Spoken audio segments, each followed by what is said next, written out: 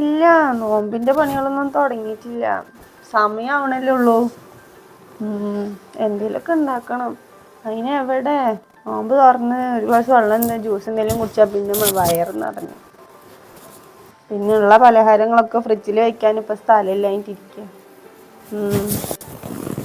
ഇല്ല, ഉമ്മ ദേ അവിടെണ്ട് ഖുർആൻ ഓതിക്കൊണ്ടിരിക്കുന്നുണ്ട്.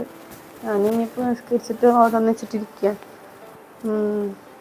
അത് ഇനിയിപ്പോൾ വൈകുന്നേരമൊക്കെയല്ലേ പണികൾ നോക്കുള്ളൂ. എല്ലാ വീടിൻ്റെ മുന്നിലും സ്വാമിക്കോട്ടം വെച്ചിട്ടുണ്ടല്ലോ.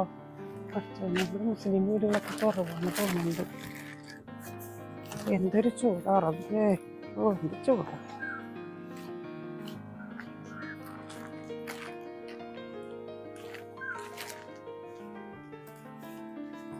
താത്താ, ഇത്താ, ഇത്താ, ആരുമില്ലേ ഇവിടെ?